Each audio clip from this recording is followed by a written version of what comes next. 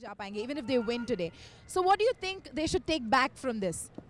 Well, they should take the positive energy that this game gives them, because this would be the first game if they win in this season, and definitely they can do some introspection and make sure next year, next season, they come much more prepared and feel that they can win a game too. क्या लगता है आपको क्या advice देना चाहिए आपकी team को? मैं काफ़ी एडवाइस दे चुका हूँ अभी नाउ। कुछ हमारे साथ भी शेयर कीजिए प्लीज। खैर, मैं अपने तरफ से पूरी मोटिवेट करने की उनको मोटिवेट करने की कोशिश करता हूँ, और basically the players, well, they're practicing on the Calcutta pitch. Wherever they practice, they play. What I've heard, I've not been to the practice session this year. Earlier I'd been there, but apparently they play far better than what they play here in the games, I'm told. But hota hai, maybe, in times to come they will improve, and we are looking out for some more players. See, unfortunately we are restricted, because there are not too many actors in Bengal. And we have a kitty of just about 15-16 players, and we've got to rotate amongst them only, and then there are gradations too, which makes it a little tough, because Bengal film industry doesn't have that kind of a, the actors there are not, either they are not much into cricket, or they are busier in doing what they do besides putting time for practice and all those things. And at the same time, there are certain issues, in the sense there are some actors who don't play cricket, there are some actors who don't want to play, and at the same time there are actors who feel acting करे तो ही बेहतर है। there are other commitments too. Sir lastly let's put a prediction hat on, क्या लगता है इस साल का सीसीएल कौन जीतेगा?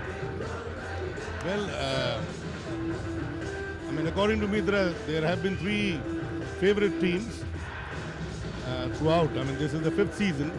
It's the Karnataka Bulldozers, it is the Chennai team, it is Telugu, and this year Bombay also has played well. Unfortunately, today they lost, but the first 2 matches they've really played well, and they could surprise everybody. On that note, sir, thank you so very much for joining us. For now, it's back to the studio. शुक्रिया गिलन, बहुत बढ़िया बात की। बोनी कपूर इसकी चर्चा करेंगे अगले over में। फिलहाल आखिरी गेंद पे अब 1 रन और मिलता हुआ 12 ओवर की समाप्ति, 95 पे 3 बंगाल टाइगर्स।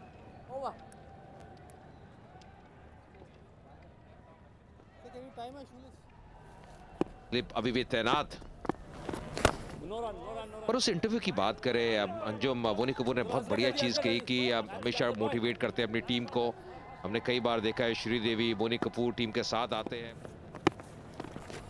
पर टफ रहता है बतौर एक टीम ओनर जब टीम लगातार हार रही हो। सभी सेलिब्रिटीज के बीच में एक ओनर्स उठाता है, एक रिस्पांसिबिलिटी उठाता है चेयर अप करने का या मोटिवेट करने का। बिकॉज देखिए, आप किसी भी लेवल पे खेल रहे हो, मोटिवेशन टॉक मोटिवेशन देते हैं। तो यकीनन एज अ टीम जब आप एज अ टीम यूनिट खेलते हैं, या एज अ हम किसी ना किसी का तो जरूर बनता है, और जितने ज़्यादा सीनियर खिलाड़ी हों चाहे जो भी हो, वो एक रिस्पॉन्सिबिलिटी ज़रूर रहती है।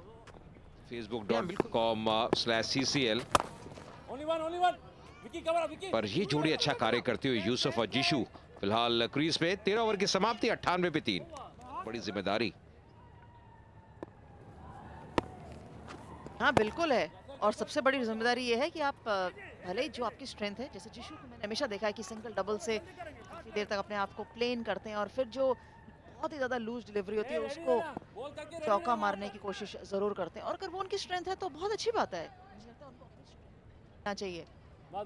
और 4 के स्थान पे या नंबर 3 के स्थान पे जो भी खिलाड़ी आता है, तो काम यही रहता है कि आप पूरे 20 ओवर तक अपनी टीम के साथ मैदान के अंदर रहें। इस सिंगल के साथ 100 रन पूरे होते हुए बंगाल टाइगर्स के अच्छी स्थिति उनके पास है। 7 विकेट शेष है। समर्थक ब्रांड एम्बेसडर्स भोजपुरी दबंग के वो मुकाबला देखते हुए खुश नजर आ रहे हैं, मुस्कुराते हुए चेहरे। इस बार फिर से शॉर्ट लेंथ गेंद पुल किया है, खिलाड़ी डीप में तैनात।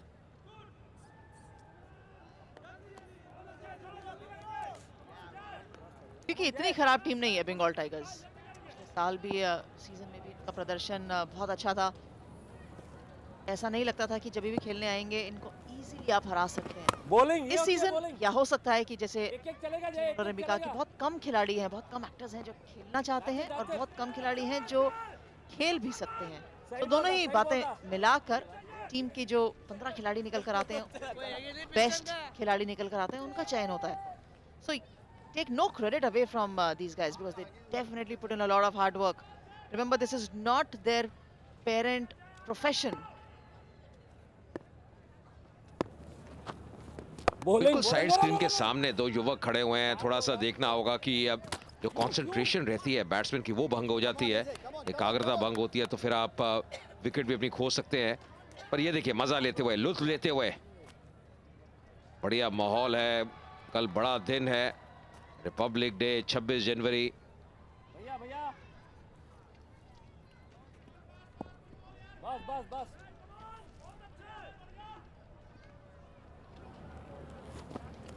बॉलिंग यार। ये बढ़िया गेंद पर उतनी अच्छी सोच यूसुफ द्वारा स्ट्राइक रोटेट करते हुए। 14 ओवर समाप्त हो चुके हैं, 104 पे ओझा आते हुए। जिनका आखिरी ओवर के स्पेल का। टाइगर स्टार्ट यार। अच्छा, मैंने पहले कई दफा देखा है कि अगर कोई टीम सिंगल वंस और टूज के मोड में चलती है तो बहुत ज्यादा समय उसी मोड में चलती रहती है और उसके तरफ से निकल कर आना और स्ट्रोक से पता लग जाना चाहिए आपको। शॉट्स लगाना मुझे लगता है कई दफा खो जाता है अपने रास्ते में।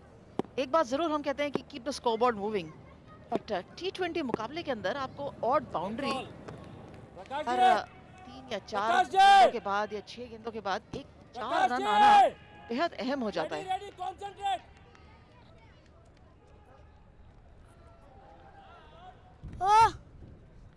बहुत सारी क्रिकेट खेली है, देखी है क्या जब और टूज के मोल्ड में निकलता है बल्लेबाज, उसके बाद आक्रामक रुख अपनाना आसान रहता है या और is it a change of mindset?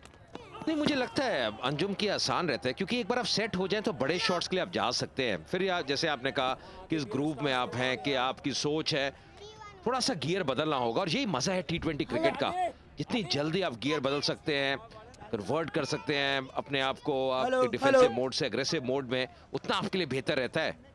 Hello hello hello hello.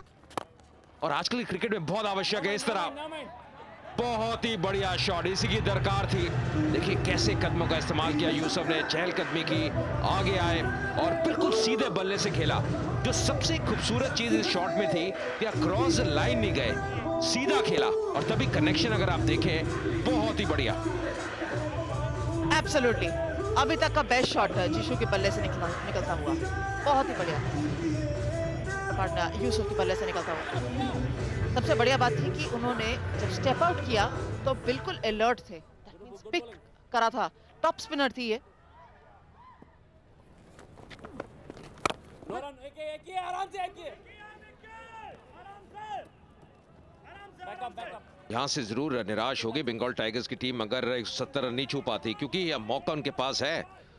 यीशु बहुत बढ़िया बैटिंग कर रहे हैं, सूझबूझ से खेल रहे हैं, एक छोर संभाल के रखा है। उन्होंने काफी जूनियर लेवल क्रिकेट भी खेली है अपनी स्टेट के लिए, बंगाल के लिए, तो उनमें क्षमता है और साफ झलक रही है। इस अंदाज से, जिस क्वालिटी से बैटिंग कर रहे हैं, इस बार देखिए किस प्रकार इनर फील्ड को क्लियर किया। आसानी से 2 रन मिलेंगे जीशु को। दूसरे एंड से एक बैट्समैन को थोड़ा आक्रामक रुख अपनाना होगा, स्ट्राइक करनी होगी, और इसको कहते हैं तालमेल।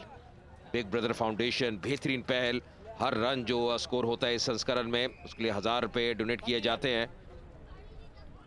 और उसमें जो बच्चे बचपन से ही पीड़ित हैं दिल की बीमारी से, उनको लाभ मिलता है, उनके ऑपरेशन के लिए वो पैसे जाते हैं। एक महान सोच, ना केवल यहाँ पे मिश्रण नजर आता है क्रिकेट का, फिल्मी सितारों का, पर इस सोच के लिए भी दाद देनी होगी। 15 ओवर की समाप्ति, 114 पे 3।